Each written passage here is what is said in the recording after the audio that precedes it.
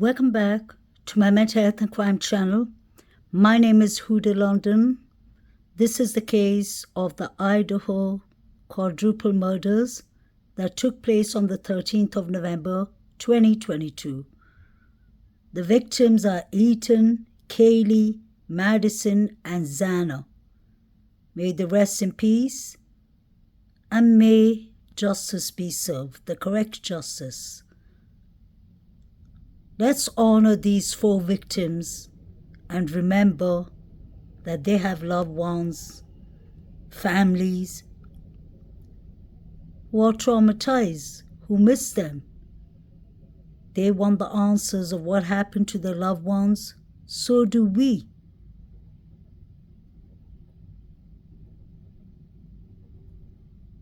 Of Idaho, where a very big case is happening. Accused killer Brian Kohberger is due in court today.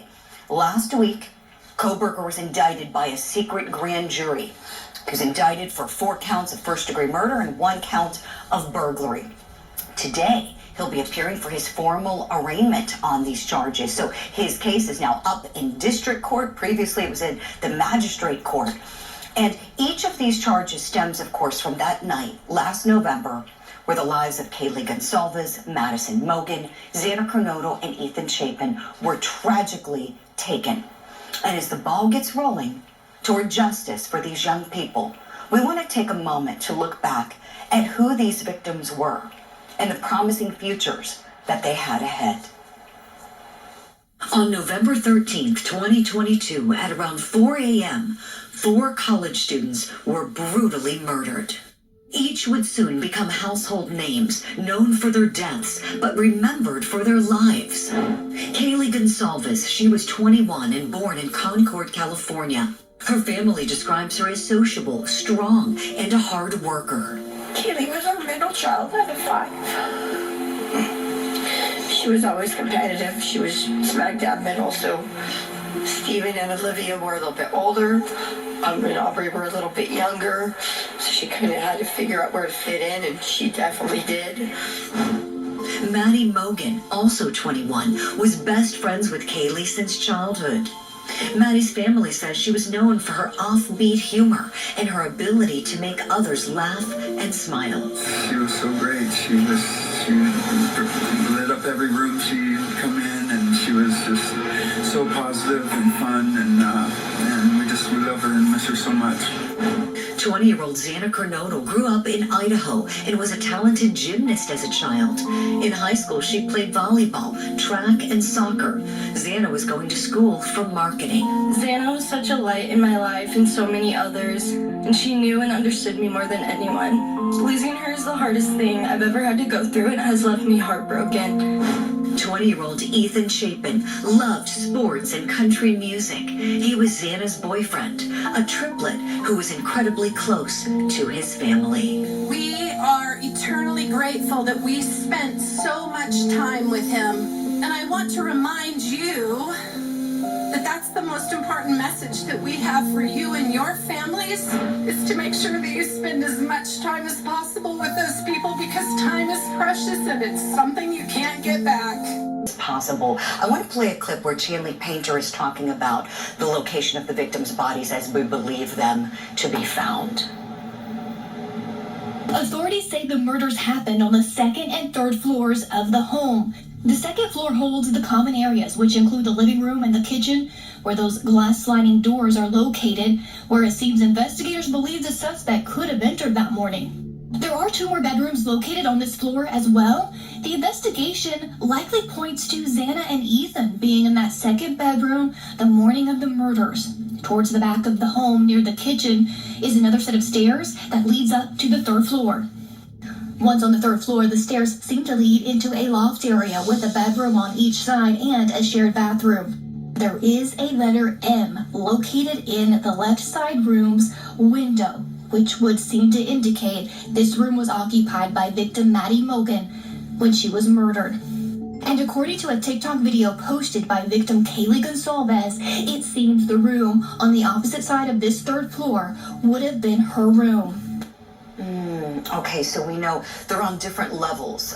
Two of the victims, Ethan and Xana, on that second level. The third level, Kaylee and Maddie, the two best friends in the same bedroom.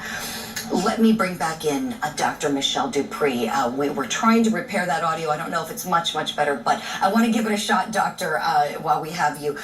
You were saying you'd find out if they fought back, and it appears that they did, in fact, fight for their lives. Tell us what else you would be looking for. No signs of sex assault apparent, according to the police captain. But what do the defensive wounds indicate to you as a forensic pathologist? Well, they indicate that they were at least awake during part of the attack because they did try to defend themselves. Right, which is incredibly sickening to think that they might have been awoken by being stabbed with that enormous knife, that K-bar knife. It's sickening. They're heavy. It's even hard to hold. And then what's really puzzling is that knife sheath left behind. Was that an accident, or was that left as a message, as a trademark or something by the killer? I want to bring in one of your incredible colleagues, Dr. Dupree, forensic expert, the owner of Kenny Kinsey and Associates. Dr. Kenny Kinsey is joining us now as well. Doctor, good morning to you. Thanks for making time for us.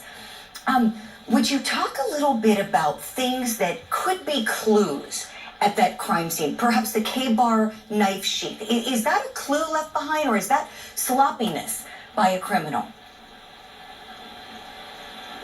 Good morning, Ms. Julie, and thank you for having me. I believe it was sloppiness. I believe it's mistakes on the part of the perpetrator.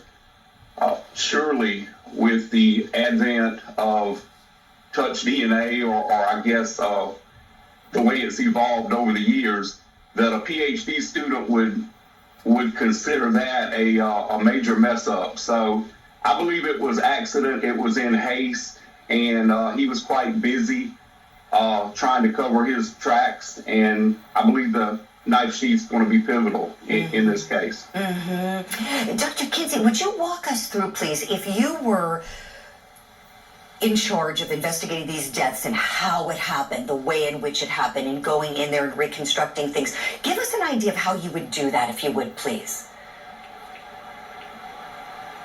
Well, the first thing would, the documentation of the architecture itself. You got to decide which way you're going to go in and out. You're going to have your workers go in and out because you don't want to destroy that blood spatter. And I would imagine there will be a lot of blood spatter in this case that will give a lot of information, yield a lot of clues to these investigators. So you've got to determine a sequence as best you can, and you've got to work it as several small crime scenes. Go in, document that spatter, and just as important as documenting sequencing and movement of the victims, movement of the perpetrator, you've also got to work on the presentation, because there are many levels of, just like many levels of journalists, there are many levels of crime scene presentation. So you're going to have all levels involved in this agency or agencies. So you got to start working on that presentation now, because you don't want to turn the jury off. It's long, boring testimony with lots of numbers and lots of ratios. So I would go ahead now, once they've got that documentation, and I'm sure they're there at this point in time, I would start working on my team. And if they have a National Advocacy Center or some type of where they train new attorneys, I believe I would have these men and women in there now, starting to work on their presentation. Even if the results are generic results at this point in time, it's going to be a lot of pressure on these men and women in front of this jury. And I believe DNA is going to help tell a lot of this story. So I would work on it now. It's not the most interesting testimony, but it's going to be very pivotal in this case. Most certainly. That's an excellent point, Dr. Kinsey. Dr. Dupree, to you, something that Dr. Kinsey touched on, with the blood spatter. And one might think that if it was one individual who carried out these 4 violent homicides with that huge knife, that he would have some blood on him. And something I want you to speak to, if you would please, Dr. Dupree, surviving witness Dylan Mortensen, who apparently was never threatened, but did see whomever carried out these homicides exiting the home. Nowhere in the description of this person is blood. And that astounds me. I would just think that somebody would have to be covered in blood. Please tell me, am I wrong here? Would you speak to this? Because I think a lot of our courties would want to know. Please, Doctor. I think you're absolutely right. It's a violent crime. It is very bloody, a very bloody crime scene. And I would expect that the perpetrator would have a lot of blood on him. Perhaps he wore like a Tyvek suit or changed clothes or whatever the case may be. Marie Pereira for reaction to this case out of Idaho. Marie, this element that this defendant knew or did not know the victims, how does that weigh into a future trial in the litigation of this case, also considering that there's a possibility this could be a death penalty case? The prosecution doesn't have to prove motive, although jurors like to see a motive. They like to hear about, okay, why did you do this? Make it make sense. At the end of the day, though, they can proceed with just the circumstantial evidence that you did that. We have your DNA. We have an eyewitness who you walked by on your way out. We put you there on your cell phone. We pinged you there with GPS, and you were there. We don't have to prove why you were there, as long as we can prove that you did this based on the facts that we have, DNA, phone records, witnesses who saw you there. You know, looking at those 4 photos there of the victims in this case, you know, that truly should be the focus of this. Though we now are talking about litigation and Kohberger so much, we're still learning new details about the victims in this case. And Zaina Kernodle was once a talented child gymnast. WFTS has more on this story, the Florida gymnastics team that is remembering Zaina and dedicating their season in her honor. It takes an element of mental toughness to rise above in gymnastics. But for Xana Kernodle, Xana was just the spark that ignited our team. Todd McLean is one of the owners at Apollo Beach Gymnastics Academy. He was also Xana's former gymnastics coach when they had a gym back in Idaho. Xana was one of the 4 University of Idaho students found dead in November. It felt like getting kicked in the stomach, just having an emptiness inside. McLean was the talented gymnast's coach for about 6 years. Just if you'd spent 5 minutes with her, you would have fallen in love with her. She just loved everybody, and she was so witty, so funny. She would have drawn you in. Hi, my name is Xana and I'm 12 years old. Hi, my name is Sydney and I'm 13 years old. She was just the funniest person. If you were with her, you were laughing the whole time, and that's just the kind of person she was. No.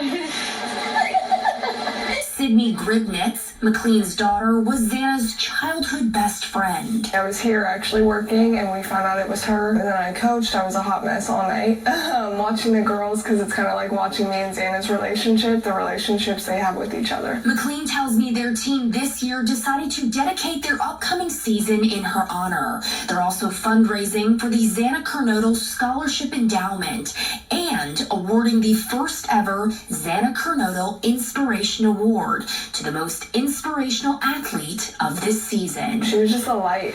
If she walked into a room, she lit it up. Small ways to keep her memory alive. In Apollo Beach, Mary O'Connell, ABC Action News. What happened to these 4 beautiful souls? They did not deserve this. Nobody deserves this. Justice has to be served for these 4 victims. The correct justice. If I was the jury, I would have had reasonable doubts.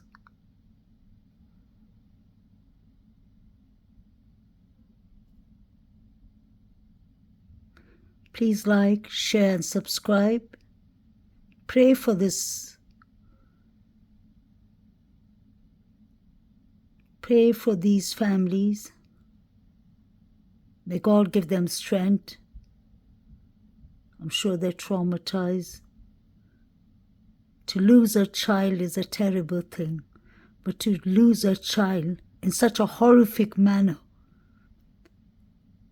in their own house while they're supposed to be safe, somebody took advantage of their innocence.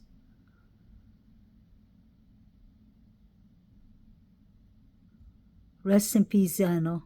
Rest in peace, Ethan, Kaylee, and Maddie. May justice be served. Please like, share, and subscribe.